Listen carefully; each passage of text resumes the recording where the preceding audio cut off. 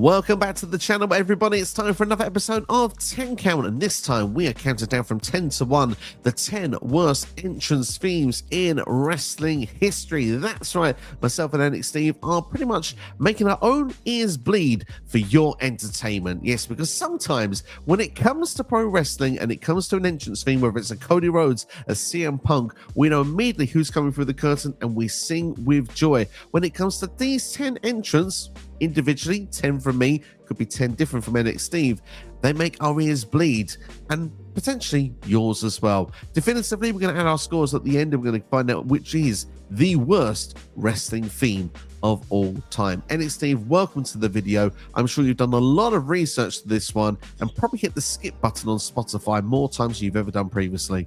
Yeah, I mean, look, I've been going through the back catalogue on Spotify and just doing some mad read, because this is like, for me, this is like 25% of your wrestling is your entrance. Like, I remember being a kid, and when that Ultimate Warrior music would hit, I would lose my nut as a 5-6-year-old child listening to the Ultimate Warriors music. And there's just music nowadays where I'm just like, what is this garbage? And I'm like, this is a list I've been wanting to do for ages, so I'm really glad we're doing this one. Yeah, me too. From all the times when, like you said, you knew from the second the music hits, a glass smash of Stone Cold Steve Austin, legendary, a dong from The Undertaker, you know, epic, Fina Cinema with the way he enters the arena.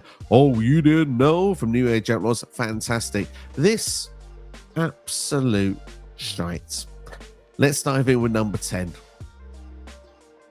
3, 2, 1. Oh, okay. Okay. Well, look, let me just give you the breakdown on this AJ Styles one quickly. This is not his debuting one. This is the one they dropped like a couple of weeks ago.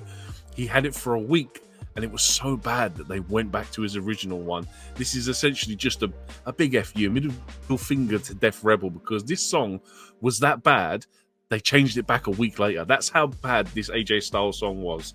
His phenomenal one, so good. This one, horrendous. But Fraxium, please explain why. Well, like I said, feel free to jump in on this one, but Fraxium, I get it actually, to be fair.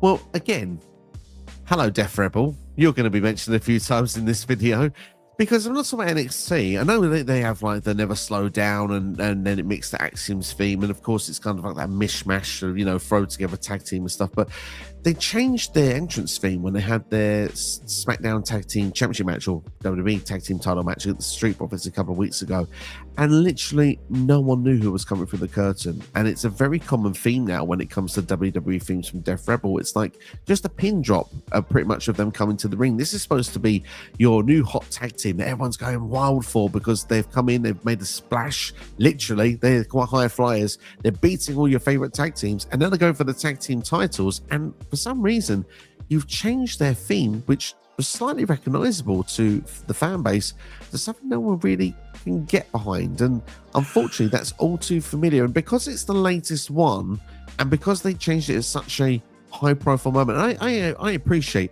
this is recency bias. This probably isn't the 10th worst of all time. I'll probably grow to accept it in time, but right now I'm just like, it's another one I just can't forgive, because it's another entrance theme that I knew of who was coming through the curtain, to now someone that I don't know who's coming through the curtain. Yeah, I mean, I was never really a fan of the Fraxium one to begin with. Like, I liked Nathan Frazier's part of it, but then the change to Axioms just kind of killed it for me. But I'd grown used to it. But like you said, this one, who's coming out? Ain't got a clue. And that just kind of sums up Def Rebel and like this year's Rumble. Like the amount of times we heard music and I went, I ain't got a clue who that is. It's just Def Rebel summed up in one. Absolutely. In Def Rebel, you're going to get a couple more mentions in this video. I'm pretty sure of it as we move on. To be fair, 9. I've got no others from Def Rebel on my list, strangely enough. Interesting. Interesting. Let's roll on to number 9. 3, 2, 1. Oh, wow. Sympathy number 9 from Beethoven is royalty-free music, and you changed it for this. This will never be as impactful as Sympathy number 9 from Beethoven. I will live and die on that hill. I do not like this. His Walter music was so much better. I'm shocked to the point that actually I would agree with you that the original Water music was better, but I don't dislike the current one. I don't think it's even close to worst of all time, and I've grown to accepting it, and I quite enjoy it. So I'm surprised it's there. But hey, this is what I love about these lists, because you've picked something that's something for you, and I like that because it makes it a bit different, a bit out of the ordinary, rather than just the same answers. No, man, like I said, it's just a case of that he had such an iconic music, and like I said, it's Beethoven's Sympathy Number 9. It's not like you had to pay for it, and it was just so impactful. And like his new one, yeah, sure, it's okay, but I don't like the whole, it's almost like a military march, and the person shouting Gunter over the top of it. It's just a Def Rebel song, which, to be fair, I think that is a Def Rebel one. So I lied before when I said it's not a Def Rebel, but look, I just preferred his old one. I think his old one was so much more better and more fitting for his character. But please go ahead with Zelina Vega. I don't even know what Zelina Vega's is currently. That's maybe a good and bad thing. We'll put it this way: I think it sounds, if not, it is exactly the same as the current SmackDown theme for the show. It's so identical. It's like you don't have your own theme song anymore. Let's just give you the show's theme for SmackDown. It's like, again, I don't really probably think it's probably a top 10 for it, but at the same time, it's again A, recency bias, but B, lacks originality. It's lazy. It's boring. It's just come up with something. Like, Zelina is a talented performer. She's great on the mic and stuff, and she's got something to give. Give a reason for people to get behind her. Giving her a theme that's similar or the same as the SmackDown show theme does not get people reacting. In fact, when she comes through the curtain, again, it's another one. It's a pin drop. Now, not every one I'm going to say is going to have the same answer as these two. We're going to start mixing up with the next ones, but genuinely, these two are probably two of the more horrifying ones for me from Def Rebel in recent times. Yeah, I mean, I know what you mean. Like, especially the fact that Zelina tends to, her outfits are always very heritage based. So you'd think they'd give her something with like a heritage sort of beat. Like, I believe she's Cuban, all right, if I believe correctly. Yes, Puerto Rican, sorry, apologies. You would think that they would tie in her origins into her music and give her something that would make her stand out from the rest of the audience. But I know what you mean. Like, I can't say I know it off the top of my head, but if you're saying it sounds exactly the same as the SmackDown intro, that's pretty bad. Like, there's so many times before where we've seen like ring announcers or commentators get the show entrance music, and it's like, oh, just be original. Absolutely, and it lacks that with this Zelina, which is a shame. She's your current Women's United States champion. Yeah, making it. 3, 2, 1. Okay. Look, let me just say this quickly. This was a WrestleMania entrance music, and they made a music video for it. I know they're going up against Damian Priest and Bad Bunny, but they came out at WrestleMania with guys dressed in bunny outfits. This was horrific and horrible, and it should never be in existence. And the fact that it's on a WrestleMania makes it even worse. But yeah, but look, dude, I know what you mean about this one. Go ahead with Roman Reigns, man. Just quickly to give a response to your one. I loved it for all the wrong reasons. That doesn't surprise me. Doesn't with me either, unfortunately. So Roman Reigns, I've kind of explained it here. It's when he broke away from the Shield and still had the Shield music. Dean Ambrose had his music. Seth had his music. Roman was still the same guy with the same gimmick despite breaking away. Was just called the big dog now, and he had no originality. And funnily enough, he couldn't get over with everybody in the crowd in the universe, despite how much he was shoved down our throats. But then when he turned heel in 2020 and then finally got a change of entrance music in 2021, which was fan-freaking-tastic, by the way.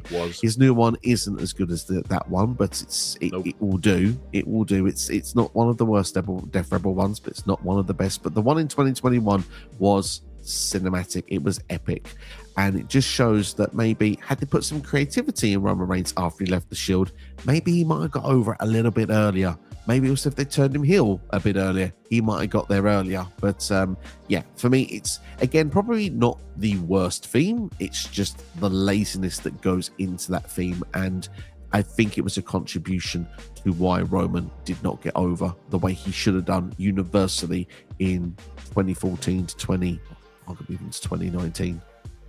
Yeah, no, I get that. It's almost really lazy booking, especially like I said at the start. Music is like 25% of a character. So if you've got I suppose the only thing I can sort of give it the yin yang effect to is that look, it's this iconic bit of music that they've had for so long.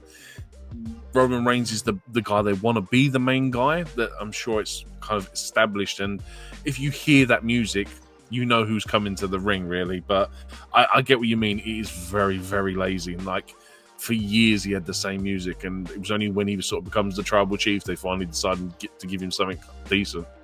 They did Shield reunions, and it's still the same music. It's like it was different for Seth and Dean, but not for Roman. And yeah, I just for all the reasons we said already. But that's my number 8. Can we move on to number 7? Let's go. 3, 2, 1. Oh, yeah, okay. That is yours is significantly lower than I thought it was going to be. Really shocking. But look, Christian, the gospel one where it starts off with the gospel choir singing Christian at last you're on your own, and then it just completely breaks down into this rock medley, and I'm like, this completely sucked for me. I love Christian as a wrestler. I loved his character work. I loved him as an in-ring superstar. I loved him as a tag team wrestler. And then when they broke him off, maybe it's kind of apropos because he's on his own, but his music just generally sucked. And then obviously he goes on to have the last time whatever, I can't remember the name of it now, but it was just so much better. The one more chance Christian, it was just so much better, and this just genuinely sucked, man. Like I said, the gospel ruined it for me. Yeah, I would agree with that. It's not the best Christian theme, and obviously the one he come back with in 2009 is just fantastic. It's just awesome music. So yeah, I would agree that it's chalk and cheese of that Christian song when he returns in 2009 is one of the best. Probably WWE, you'd have a conversation when you have best themes, but yeah, I mean, like when it comes to that one, it wasn't the best. But surprised to see it in your top 10, but hey, it's there, and it's again, it's a nice personal choice. My one's not a personal choice. I think it's a universal choice, but I think a lot of people are probably thinking, number 7, Steve, you could probably put it a bit higher in that list. It's pre-mode. It's annoying. People don't like it. I agree with everyone, but I think there are 6 worse, and I've got 6 worse waiting ready to prove you right. It's the start of it, man, and it's like you can watch any video on. This is the thing with that song. Is any video like these that talk about bad music wrestling, Brie mode guaranteed to be on that list. There's like 2 or 3 guaranteed to be on everyone's list for worst wrestling music, and Brie mode is just one of them. It is indeed, and usually on those ones as well as Stephanie McMahon and Kelly. But spoiler alert, neither are coming on my list. No, not mine. No, I don't. I've got no problems with them. Neither do I. Let's move on to number 6. 3, 2, 1. Yeah. I like your one, and I'll give my reasons why that one's not on my list. But this one, look, Keith Lee, Limitless was one of the best NXT wrestling theme tunes. They had him debut at the Rumble with this music when he came out to face Brock Lesnar, and then by the time this guy gets to main roster during the pandemic, he's got this absolute garbage remix. This may be a deferable one. I'm not too sure. I may have lied earlier about not only having one on my list, but yeah, this one is just it just ruined the whole presentation of Keith Lee for me, and I think this was one of the biggest things that killed Keith Lee in WWE. It definitely did. Yeah, the music was not helpful. It's travesty when everyone would sing along to Bask in His Glory, and all of a sudden, generic rock theme number 4 came in its place, and it's just Vince McMahon went to take everything that made Keith Lee special and just take all that specialness away, and he clearly didn't see what the specialness was with Keith Lee, and obviously that entrance music was a part of it. And I would agree that definitely belongs in the top 10. In fact, it might not be the last time you see it featured on this video. Oh, wow, okay. Sorry, I'm excited about that one. So for me, Bastion Booger with the one line about having a booger at the start with this eerie, weird sounding music. It was not one of Jim Johnston's finer masterpieces, but yet this guy was supposed to be a bit of a fat slob, really, that would just eat food disgustingly. It wasn't one of my favorite characters to watch in general. He's one of my least favorite wrestlers ever. But yeah, the music that just came to the ring, I think was meant to be bad by design, but at the same time, even if it's meant to be bad by design, doesn't mean that it's good. It's not a fun listen. See, I know what you're talking about. The reason why this one isn't on my list though is I don't have wrestling memories of this song be like at all. Like I can go and listen to it and be like, my god, absolute garbage wrestling music. But I don't remember watching Bastion Booger as a kid. I don't remember, like, we've never done a rewind where I've had to watch him, listen to him. It does sound ultimately pretty gross and disgusting. But yeah, I totally get what you mean, man. It's yeah, like you said, Jim Johnston, for all the great music he put out, which is like 99.9% of it, unfortunately, he's got to have a stinker in there somewhere. Yeah, and it's Bastion Booger for this one. 3, 2, 1.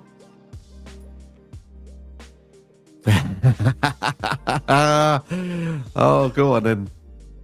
So, this guy, I remember the vignettes for this guy being menacing and dark and evil, and then you have him come in, you have him a debut dancing, and this weird jazzy 70s 80s hip hop tune, Somebody Call My Mama, and what a way to kill a character before he's even been on TVs by giving this. Like I said, the vignettes just did not represent what they put on TV, and this was absolute garbage. And what a way to kill a character! So, with regards of taking Brodus Clay seriously, 100% agree, 100% agree. But man, I love that song. I'm sorry, I love that song. I have specific memories of that song. First off, it's Ernest the Cat Miller's music. And number 2, and it's a personal reason here, an old boss of mine was a wrestling fan. We worked together in a bar, and he would purposely start a Jaeger bomb train where everyone would drink Jaeger bombs, and that song would be playing, and he would be starting a conga line. And my God, do I have fond memories of that. So, Martin, if you're watching, shout out to you, my friend. Those were good times, my man, and a Jaeger bomb to you for that. All your good memories don't relate to wrestling. They're all outside. Look, I get it. For me, it suited Naomi better and the other Funkadactyl, which I don't remember her name at this time. But yeah, for me, it just did not fit the character. This guy, like I said, the vignettes were weak. He's supposed to be this big, scary guy, and like comes out dancing to funk music. And I'm like, sure. Well, I don't care for this guy anymore now. I've completely lost interest. But anyway, Keith Lee, we've already said our take on that one. Pretty much, there's not much to add. Vince, you killed Keith Lee on the character wise there, and yeah, dude just didn't stand a chance after that, and the music taken away, criminal, just criminal. Yeah. 3, 2, 1. Oh. Yeah. Okay, Natalia. Every time I heard this, I thought Bret Hart was coming out, and it used to piss me off every single time. As soon as I hear that guitar riff, I was like, Bret Hart's here. No, it's Natalia. I hated this, and honestly, I think this is why I don't like Natalia, is because she had that riff at the start, and it was like, I get it that she's related, but I keep thinking it's Bret Hart. Please get some other music. Please change it. That's why Natalia's New Foundation music is on there. Yeah, fair enough. Fair play to you. Totally understand it. So for me, right to censor, year 2000, and a song that takes all your favourites, crude, suggestive, pornographic characters, pimp characters, and you give them a siren. Just to come to the ring. And yeah, it hurt my ears then. It hurts my ears now. I know it's good for the character development and you're supposed to hate it. But my God, I effing hated it. So it's in my top 4. I don't get me wrong. It's not on my list just for the pure fact that I think it's possibly the best fitted music for, like you said, the adult film star characters that were like supposed to be in this group, your Godfathers, your Val Venus, heavily over sexualized characters. And I just thought it was great, man. I did hate it. Like, I would like, okay, I'll get through 30 seconds of it, but I just think it's the most spot on music for a wrestler ever. It is, but at the same time, I heard this analogy, and I'm going to use it for here because I think it's fitting. Just because it's bad doesn't mean it's good. If I burn a piece of toast, does that mean I've made good toast? You know what? It's a fair point. 3, 2, 1.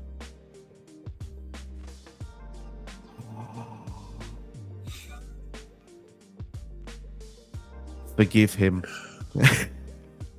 I hate the Disturbed remix of Stone Cold's song. I hate that because it goes dinner, dinner, dinner, dinner, and then there's this really nasty guitar riff in it, and I'm like, why have you just ruined a perfectly good song by sticking a random riff in the middle somewhere? And then then Disturbed start rapping over it, and I'm like, what is this guy? I know, obviously, I think this is pretty much after his heel turn. Sure, I get it, but I honestly hated this rendition. And obviously it was bad because they never go back to it ever again, and it's just a normal one after that. I hate this with a real passion. It's just that one guitar riff alone just ruins a perfectly good entrance music for me.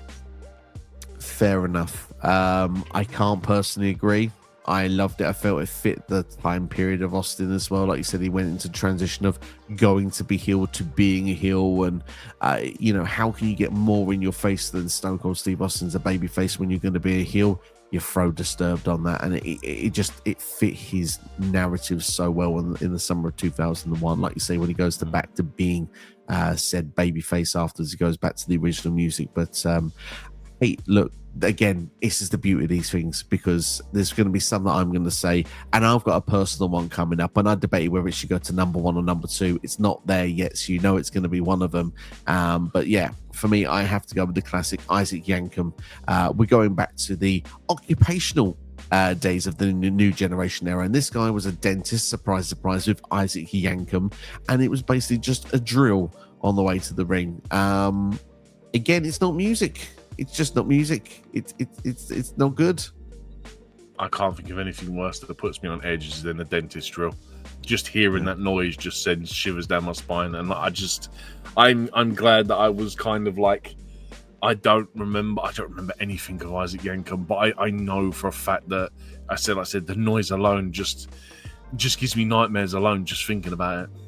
Yeah, agreed. 3, 2, 1. Remote. Who is that? I have no idea who that is. You just held up. That's going to be a good conversation. Look, just quickly on this. Look, everyone hates this song. It's one of the most unanimously hated songs in the world. It's Primo. Who is TL Hopper? TL Hopper goes back to the occupational new generation era of wrestlers in WWF, and TL Hopper was a plumber, and his entrance music was basically the sound of poo. Oh, I don't remember this at all. What is it? Just like turds it in the water or something? Do you know what I mean? Is it just people Pretty going much for a dump or something? Oh Yeah. Wow, grim can you get? Wow.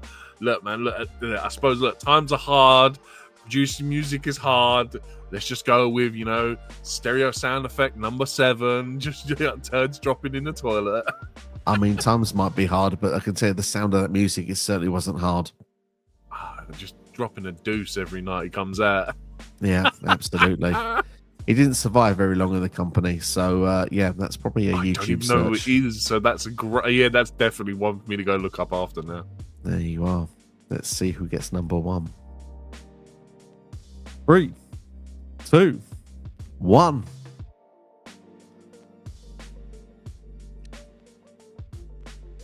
Oh, come on. Really? Look, right? Yeah. Just to go on this, look, again, thing of my nightmares, I can't think of anything worse than the sound of a dentist drill just constantly gives me goosebumps, gives me shivers, puts me on edge. Hate it. Think it's the worst thing you could ever do. Like, just think it's horrible. New Catch Republic, really? They don't even have it. Oh my god, that is. Hate it. Absolutely hate it. No Catch Yes. Republic. It's no. That's and then great. It's got this.